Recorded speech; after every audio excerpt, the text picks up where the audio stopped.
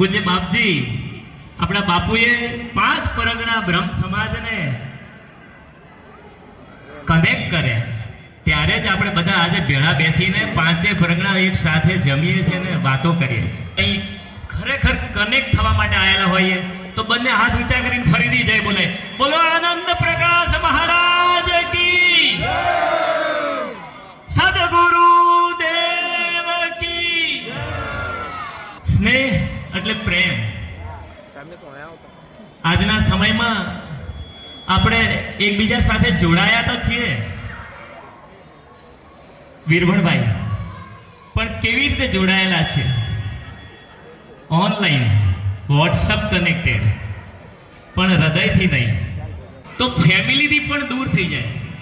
યુવાનો, એક બાપ પોતાના બેટાને કહે છે, બેટા 2 મિનિટ મારી પાસે બેસ, પણ યુવાન પાસે સમય નથી.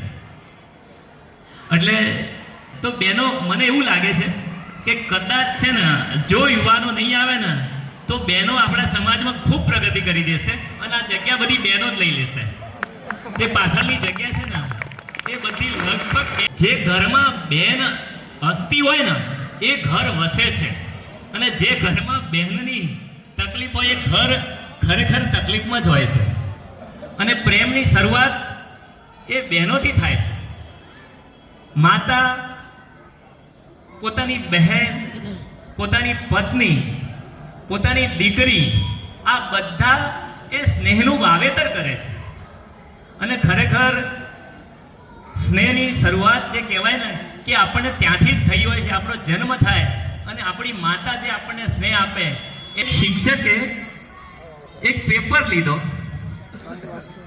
એ પેપર લઈને ભરતભાઈ એને વિદ્યાર્થીને આપ્યો, અને વિદ્યાર્થીને આપીને કીધું કે એને ડૂચો એટલે મચકોડી નાખો. હવે પેપરને મચકોડી નાખ્યો અને શિક્ષકે પાછો પેપર માંગ્યો અને પેપર આપ્યો, ત્યારે શિક્ષકે કીધું કે એને હવે સીધો કરી નાખો. એટલે જ્યારે સીધો કરીને આપ્યો, પેપર સીધો થયો ખરો, પણ એમાં શું રહી ગયું? વાંકડાઓ, એટલે ટૂંકમાં એના કરચલીઓ રહી ગઈ.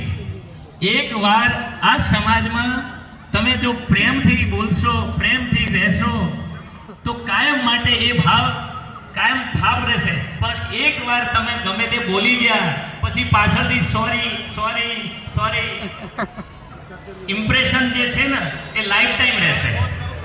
એટલે પ્લીઝ આપણા સમાજ માટે, આપણા પરિવાર માટે હું દરેકને વિનંતી કરું છું, મારી પોતાની જાતને પણ કહું છું કે આજે આપણે સ્વ વિકાસ માટે આવ્યા છે, પરિવાર માટે આવ્યા છે, આપણા સમાજ માટે આવ્યા છે. આપણા ગુરુ કેવા છે? તો જે આપ્યું છે, અનંત આપ્યું છે, તો મારે પણ મારા સમાજ સાથે કનેક્ટ રહેવા માટે મારી જે સર્વિસ છે એ આપણા સમાજમાં, આપણા સમાજ માટે જે પણ મારા ત્યાં આવશે એનો જે કંઈ મારી સેવા થશે એમાં કોઈ નફાનો ચાર્જ નહીં રહે. ચાહે અમેરિકાથી આવશે કે સોલા ભાગવત વિદ્યાપીઠથી આવશે, રાણીપથી આવશે કે જ્યાંથી પણ આવશે, એ પરમેનન્ટ રહેશે કે અમે અમારા દાંતની ટ્રીટમેન્ટ જે કરીશું એટલે સર્વિસ આપીશું.